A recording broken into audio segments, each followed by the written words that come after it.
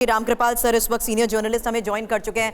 रामकृपाल जी, थोड़ी देर पहले हम तस्वीर दिखा रहे थे 2014 की भी, 2019 की भी, आज की तस्वीर। आप लंबे अरसे से अपने अनुभव के मुताबिक आज की इस तस्वीर को जरा पहले बयां कर दीजिए, आगे राजनीतिक लिहाज से बड़ी इस पर चर्चा करूंगे। निश्चित रूप से मोदी जी पूरे कॉन्फिडेंस से में हैं, उनकी जो बॉडी लैंग्वेज है जिस तरह से। और मैंने तो बिहार में जब परसों किया था उन्होंने रोड शो, और उसके बाद जो कल काशी में आपने दिखाया पूरा का पूरा, तो मुझे लगता है कि पूरी आत्मविश्वास से भरे हुए हैं।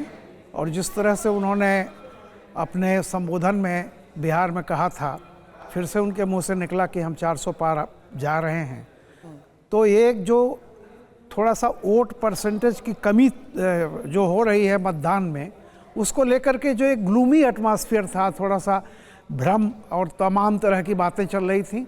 मोदी की बॉडी लैंग्वेज देख करके तो लगा कि उनको कोई इसमें कोई वो नहीं है, किसी तरह का संदेह नहीं है, पूरे कॉन्फिडेंस में है।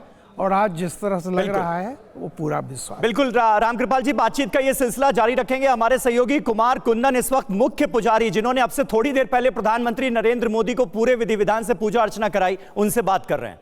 करते हैं ध्यान, आवाहन, आसन, पाद्य, अर्घ्य, आचमनीय, स्नान, वस्त्र, यज्ञोपवीत, जो भी 16 बताए हैं विधान, उस विधान से उन्होंने पूजन को संपन्न किया। हम लोग इस बात का प्रसन्न हो रहे थे जब हम लोग मंत्र बोल रहे थे। हमारे देश के यशस्वी प्रधानमंत्री जी भी मंत्र बोल रहे थे, ये हम लोग के लिए गौरव का विशेष था। एक देश प्रधानमंत्री को पहले से पता था वो मंत्री को? निश्चित ही प्रधानमंत्री जी भी हमने देखा कि मंत्र को बोल रहे थे, ये हम लोग ने बहुत ही आनंदित महसूस किया। जब देश का राजा इस तरह हो तो निश्चित ही वहाँ की प्रजा भी हमेशा सुखी रहेगी। कितने देर का पूजा पद्धति का कार्यक्रम था? ये 7 से 8 मिनट का ये पूजा पद्धति चला ये। उसके बाद यहाँ से आशीर्वाद लेके वो आगे प्रस्थान किए। तो प्रधानमंत्री को जो आपने स्टॉल दिया वो रामनामी थी एक तरीके से? हाँ, निश्चित ही, इसमें शिवाय नमः लिखा था, लेकिन अयोध्या से आए हैं इसलिए काशी विश्वनाथ की राजधानी है, इसलिए शिव की रामनामी उनको हमने दिया आशीर्वाद स्वरूप। बताया जा रहा है कि 5 मिनट की पूजा थी लेकिन 15 मिनट लग गया। प्रधानमंत्री इतने तल्लीन हो गए पूजा में कि समय का पता ही नहीं चला। निश्चित ही, देखिए ये हम लोग का सौभाग्य, हमारे देश के यशस्वी प्रधानमंत्री जहाँ भी जाते हैं, क्योंकि हमारे यहाँ जो धार्मिक ऊर्जा है बहुत विशेष बोला गया है। धार्मिक ऊर्जा को लेकर हम कोई कार्य करते हैं तो उसमें विजय प्राप्त होता है। आप देखिए, एक दिन 4 से 5 रैलियां करते हैं, उसके बाद रोड शो करते हैं, उसके बाद पूजन में आते हैं। ये कौन सी ऊर्जा है? ये हमारी धार्मिक ऊर्जा है। इसको वो हमारे यशस्वी प्रधानमंत्री जानते हैं, इसलिए उस पूजा को जब करते हैं बहुत ही श्रद्धा के साथ वो करते हैं। और प्रधानमंत्री ने आप लोगों से कुछ बात की? मैंने देखा कि प्रधानमंत्री झुक के आप लोगों का अभिवादन निश्चित है, हम लोग से बहुत प्रसन्न थे। ये पूजा विधि जो संपन्न हुआ बहुत अच्छे से संपन्न हुआ। इसी तरह आशीर्वाद प्रदान करिए कि राष्ट्र के लिए अच्छा कार्य करते रहे। उन्होंने बताया भी कुछ आप लोगों को?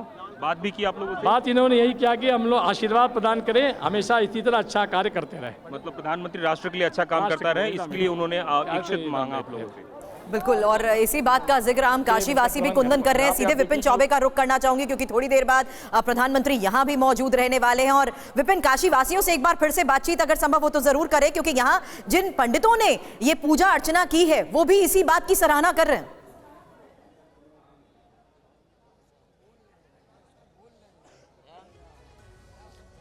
बिल्कुल, देखिए जब प्रधानमंत्री यहाँ पर आते हैं तो वो देश के प्रधानमंत्री कम और काशीवासी ज्यादा हो जाते हैं और बिल्कुल बनारसी रंग में रंग जाते हैं। आप देखिए रोड शो के दौरान जब वो शुरुआत करते हैं तो बीएचयू आप जानते हैं कि किस तरह से 1916 में उसको स्टैब्लिश किया गया।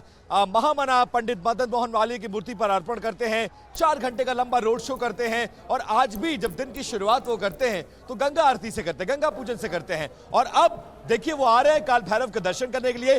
दुनिया की प्राचीनतम नगरियों में से एक वाराणसी, और वाराणसी की देखभाल के लिए ऐसी मान्यता है, वेद पुराण ये कहते हैं कि भगवान शिव ने काल भैरव को यहाँ की रक्षा के लिए बैठाया था। तो यहाँ कोई भी काम करने से पहले अनुमति ली जाती है, जैसा कि मैंने पहले भी बताया। और अब देखिए पूरा कारवां सब कुछ तैयार है। काल भैरव का वो गेट देखिए जहां से यहाँ से प्रधानमंत्री को जाना है, और प्रधानमंत्री को देखने के लिए बड़ी तादाद में। और ये देखिए जैसे ही कैमरा जाता है, लो अब की बार 400 पार। बनारस वाले किसी काम की शुरुआत करते हैं तो क्या कहते हैं? हर मोदी जी, मोदी जी आ रहे हैं काल भैरव के दर्शन करने के लिए, गंगा पूजन करके आ रहे हैं। कैसा लगता है बनारस वालों को जब प्रधानमंत्री को बनारस में देखते हैं, पूजा अर्चना करते हुए देखते हैं और काशी वासी बनते हुए देखते हैं? बहुत अच्छा लगता है, बहुत खुशी होती है। ये लगा लो जैसे महादेव मिल गए हमको। ऐसा कभी इससे पहले आज के इतिहास में कभी ऐसा होता था, कोई प्रधानमंत्री आते थे इस तरह पूजा अर्चना करते थे? नहीं, अभी तक हुआ जो पहली बार हुआ है। ये पहली बार हुआ है जो कि हमारे जो गुजरात के मुख्यमंत्री जी पहली बार यहाँ के सांसद बनाए हुए हैं। हम लोग पूरा उनके सब लोग साथ हैं। बिल्कुल, तो काशी वासियों की ये जो भावना है इसी पर थोड़ी बात हम कर लेते हैं। विपिन, बने रहिएगा आप हमारे साथ। समीर चौगांवकर जी भी मौजूद हैं हमारे साथ। समीर जी, किस तरह से आप इसे देखते हैं? काशी हिंदू सभ्यता का एपिसेंटर माना जाता है, देश की सांस्कृतिक राजधानी मानी जाती है, और नरेंद्र मोदी ने यहां से चुनाव लड़ने के बाद 2014, फिर 2019, अब 2024 ये जो कनेक्शन स्थापित किया है काशी के साथ, उसे आप कैसे देखते हैं? ये कितना अहम है?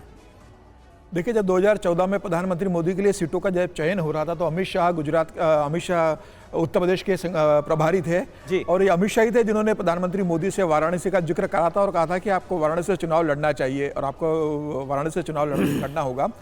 प्रधानमंत्री मोदी ने 2 सीटों से चुनाव लड़ा था, बड़ोदरा से चुनाव लड़ा था और वाराणसी से चुनाव लड़ा था। बाद में उन्होंने वाराणसी को कंटिन्यू किया। तो मुझे लगता है कि विश्वनाथ की नगरी है। प्रधानमंत्री मोदी जानते थे कि उस उत्तर प्रदेश के अंदर वो वाराणसी का पूरे देश के अंदर क्या महत्व है। और 2014 में तो मैं उस चुनाव प्रचार को कवर करने गया था जब अरविंद केजरीवाल भी चुनाव लड़ रहे थे। प्रधानमंत्री मोदी पहली बार उत्तर प्रदेश में चुनाव लड़ने जा रहे थे, उसके बाद भी उनके अंदर वो आत्मविश्वास था और बहुत आराम से कह रहे थे कि मुझे तो यहाँ से एक दिन प्रचार करने आना है, बाकी भारतीय जनता पार्टी का संगठन यहाँ चुनाव लड़वाएगा और मैं बहुत आराम से जीतूंगा। मुझे लगता है कि 2014 में जो आत्मविश्वास पहली बार प्रधानमंत्री मोदी के पास था वह 2019 में भी था और 2024 में 10 साल के बाद है।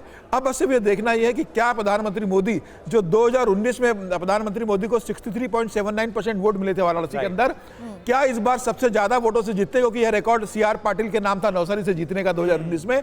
अब देखना ये होगा क्या नरेंद्र मोदी सबसे ज्यादा वोटों से जीतते हैं या अमित शाह अहमदाबाद सबसे ज्यादा वोटों से जीतते हैं या कोई तीसरा व्यक्ति सबसे ज्यादा वोटों से जीतता है। बस अब देखना ये है, बाकी हार और जीत का कोई प्रश्न नहीं है वाराणसी के अंदर। प्रधानमंत्री मोदी को जब उत्तर प्रदेश में प्रधानमंत्री मोदी ने एक राम जन्मभूमि की प्राण प्रतिष्ठा की, राम मंदिर बन गया है, योगी आदित्यनाथ का इतना बड़ा कार्य है, प्रधानमंत्री मोदी की इतनी लोकप्रियता है, तो अब प्रधानमंत्री मोदी को मुझे लगता है 8 से 9 लाख वोटों से जीतना चाहिए और विपक्ष के सारे उम्मीदवारों की जमानत जब्त होना चाहिए। अब देखते हैं काशी की जनता कैसे वोटिंग करती है और वोटिंग का परसेंटेज क्या रहता है।